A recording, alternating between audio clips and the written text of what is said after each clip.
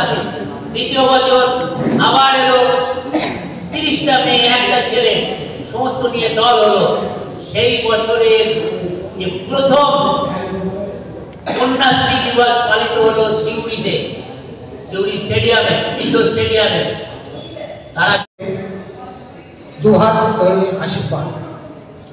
এই আইবিসে মোটামুটি আজকে আমি 20-30 বছর লাগান করতেছি, কিন্তু এই আইবিসের প্রথম সূচনা হয়েছে গুরুসদাই তত্ত্ব। এই লাঠি রাইবিসের হচ্ছে মেন খেলা লাঠি, কিন্তু এখন আমরা বহু রকম জিমন্যাস্টিক নিয়ে এই খেলাটাকে বড় আকার ধারণ করেছি। কিন্তু আগেকার মানুষের রায় শব্দ হচ্ছে কি রাধিকা ছদ্মবেশী, আর রায় বেশি মানে শ্রেষ্ঠ বাস, সেই বাস দিয়ে রায় বেশে নৃত্য করতো আর যোদ্ধা করতো, তার জন্য হচ্ছে রায় বেশে। এই দুটো দত্ত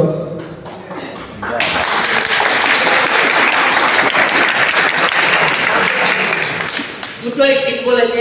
এবং আগের যিনি বলেছেন উনি আমাদের গুরুসদত্তে প্রতিষ্ঠিত বাংলা প্রতিষ্ঠা সমিতির থেকেই প্রশিক্ষণ নিয়েছেন, জানেন। তবু আমি আরেকবার বলে, কারণ পদবী আছে এখানে রায়, রায় রায়চৌধুরী, কিছু পদবী। যারা রায় বেশে নাচছেন তাদের মধ্যে কেউ আছেন শুধু নাচলেই হবে না, বলুন।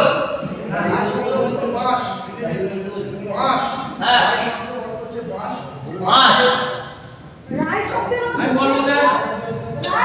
অর্থ শ্রেষ্ঠ, বেশি শব্দের অর্থ বাঁশ, অর্থাৎ শ্রেষ্ঠ বাঁশের ভল্ল দিয়ে যে নাচ হয় সেটাই হচ্ছে রায় বেশে। আপনি হুগলি থেকে এসেছেন, আপনার ট্রেন পাল্টালেন কেন? বলুন, কম্পার্টমেন্ট পাল্টেছেন ব্যান্ডেলে গিয়ে। চলুন না বলুন, ঠিক বলেছেন। আপনি কি প্রতিচারী সংস্থার সঙ্গে যুক্ত? হুগলি জেলার চন্দননগর পথচারী অঙ্গ। বুঝেছি, আমি বলবো একবার, বলুন। রায় অর্থাৎ রাজাদের যে মেটাল মানে যে হাতিয়ার, নিশ্চয়ই কথা বলতে পারো। রায় মানে রাজাদের হাতিয়ার, ঠিক আছে। এবারে দেখুন বাবা সুনীলজি, বলো। ভূমিকা করলাম, আমার হাতে বর্ষা বা ভল্ল আছে, সেই যে আমি শত্রুকে নিধন করলাম। এটা ঘোড়ায় চড়ে যাচ্ছি, এটা ঘোড়ায় চড়ার ভঙ্গি। অনেকেই হয়তো জানেন না, ভঙ্গি করতে হয় পড়ে যান এবং নানা রকম ভাবে করে। এই ঘোড়ায় চড়ার পর আমি তাকে ফেলে বর্ষা দিয়ে মারছি। ভল্ল মুর্শিদাবাদের বর্ধমানের প্রান্তে, বীরভূমের প্রান্তে ভল্ল বা ভাল্লা পদবী এখনো আছে। তারা কারা সেটা আমি বলবো এর মধ্যে। তারপরে ভঙ্গি কি, ভল্ল ছুঁড়ে মারছি, সেই ভঙ্গিটা আমি নাচতে নাচতে যাচ্ছি। এই ভল্লর দণ্ডটা রায় বাঁশে।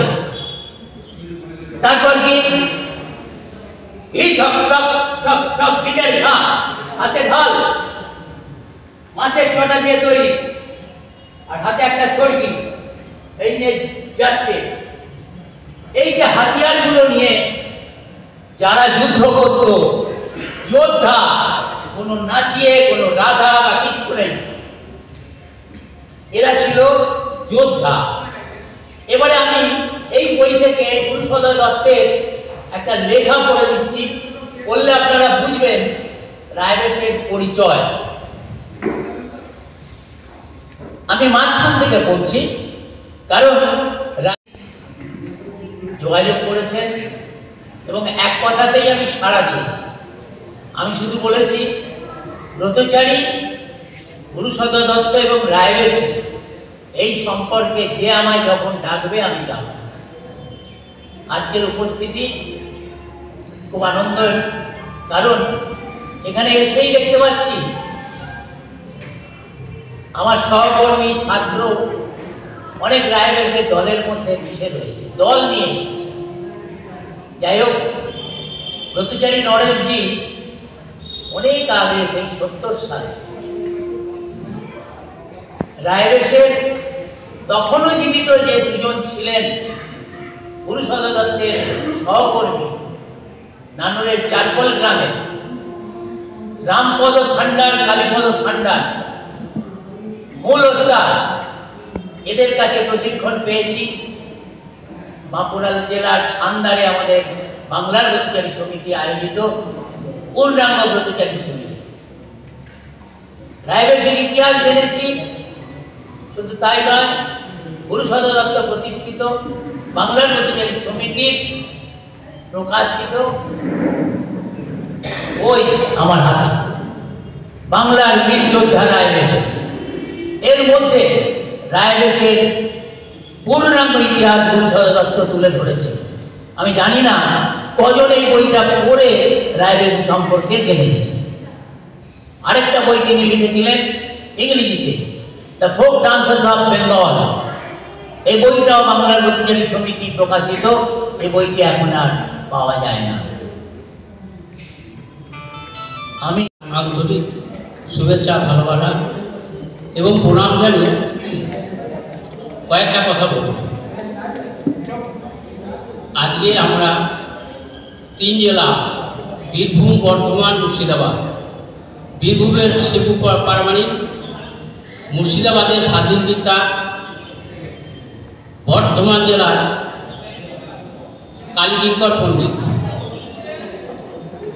আমাদের গুরুদেব ছিলেন, এবং আরও বংশ পরম্পরায় আরও যারা ছিলেন তাদের হয়তো অস্তিত্ব আছে, ঠিক কথাই, কিন্তু আমরা তো এখনকার যুগে পৌঁছেছি, তখন তো যোগাযোগ ব্যবস্থা ছিল না। বিনিময়ে কি হতো, ওরা যাওয়া আসা করতো তো হেঁটে এবং চিঠি দিয়ে। তাহলে কোন জেলা কখন কিভাবে তার সংগঠন তৈরি করেছে, কিভাবে রায়বেশে করেছে, সেটা তো অতীতের ব্যাপার।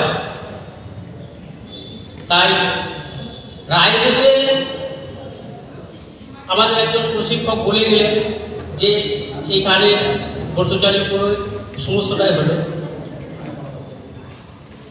রায়বেশে সম্বন্ধে উনি বললেন, রায়বেশে রায় নামে শ্রেষ্ঠ বাঁশ দিয়ে লাঠি দিয়ে যে শারীরিক কসরত করা যায়, রায় মানে রাধার মতো পোশাক পরে নাচ করলে ঠিক আছে, কিন্তু বর্তমান পরিস্থিতিতে আমরা যেসব গুরুজন ব্যক্তিরা অনুষ্ঠান করে দেখিয়েছেন, বিয়ের প্রচলন ছিল তখন বিভিন্নভাবে রায়বেশে হতো।